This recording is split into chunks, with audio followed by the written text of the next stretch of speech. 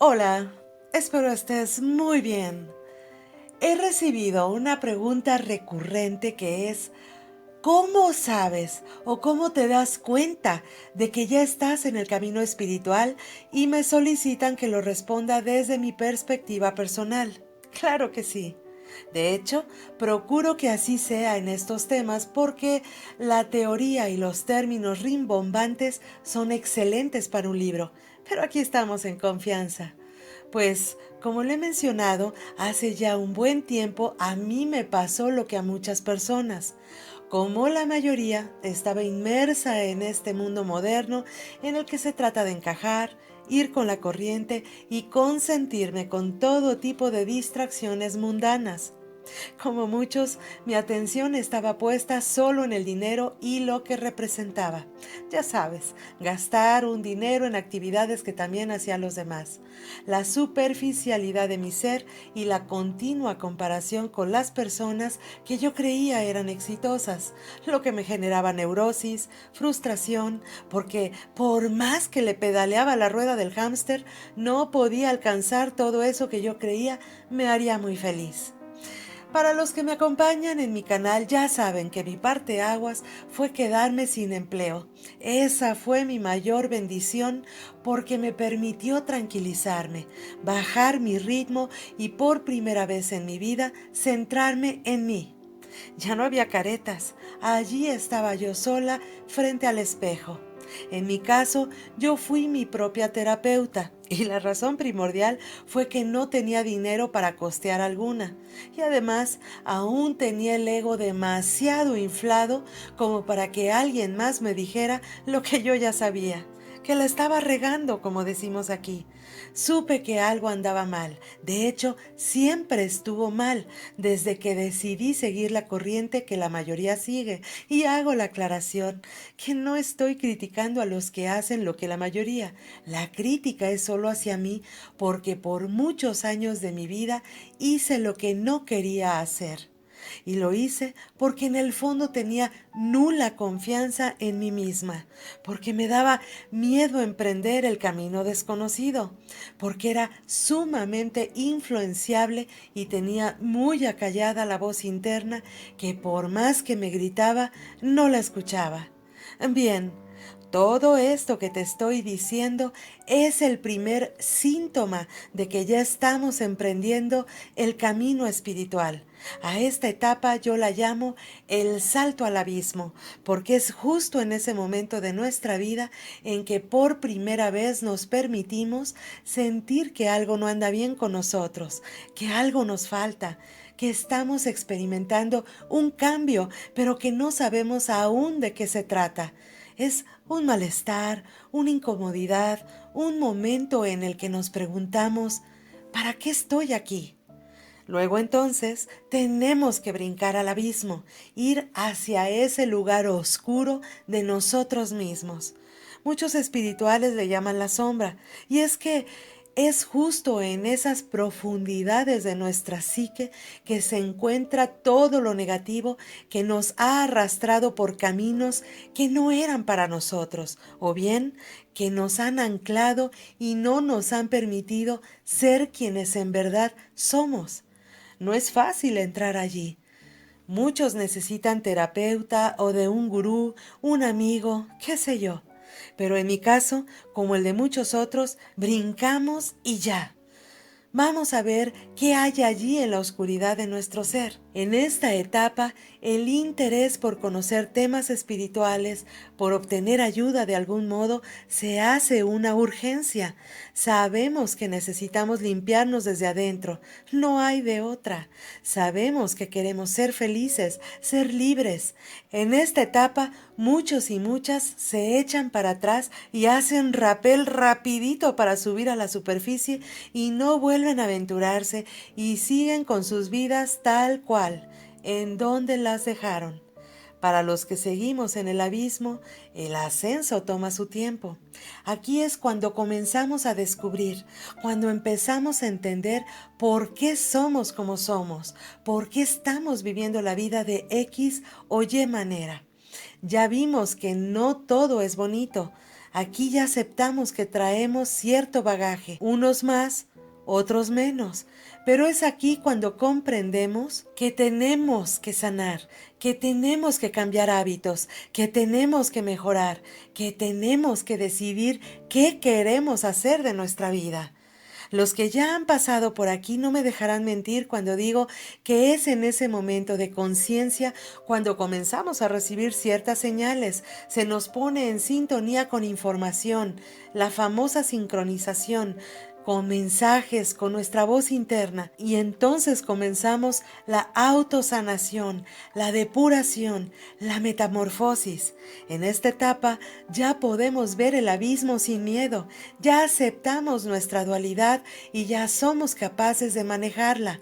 En la etapa final del salto al abismo, ya sabemos que somos mucho más que un cuerpo, una mente, que hay mucho más de lo que imaginamos en nuestra percepción material, y es cuando pasamos a la etapa que yo llamo el jardín de las posibilidades.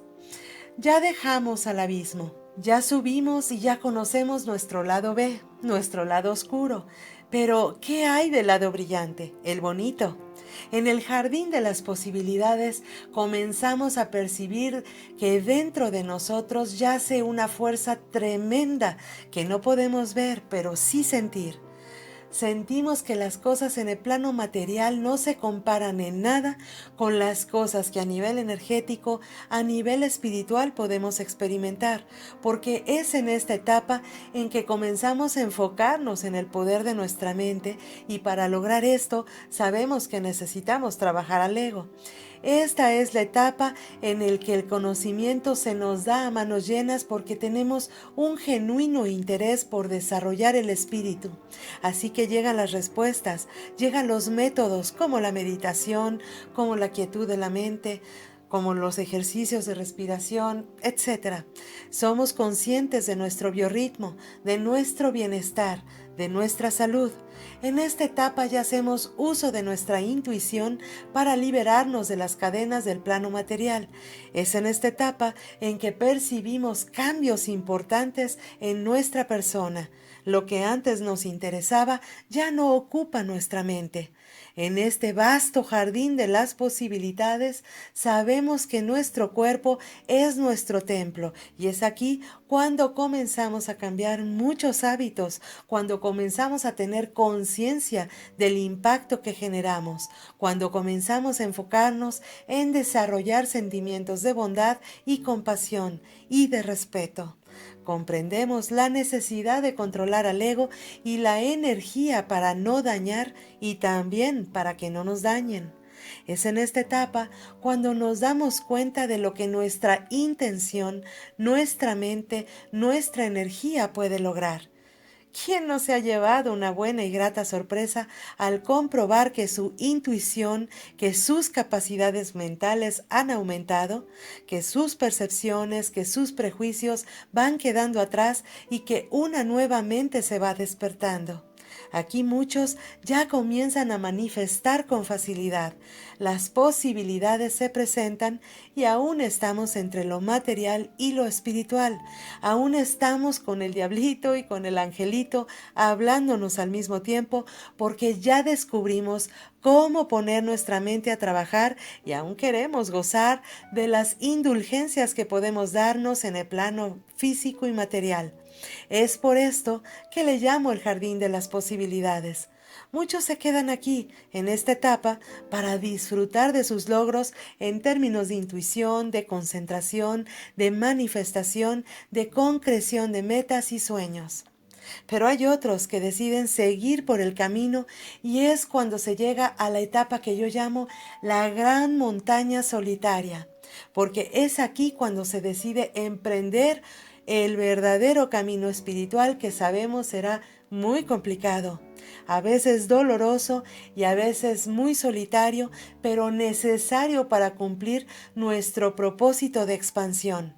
En esta etapa, la persona ya se despojó del interés material, siente una necesidad imperiosa de seguir aprendiendo y conocer los recovecos de su alma, los alcances de su mente, de su energía. Para eso necesita recluirse, alejarse de lo mundano.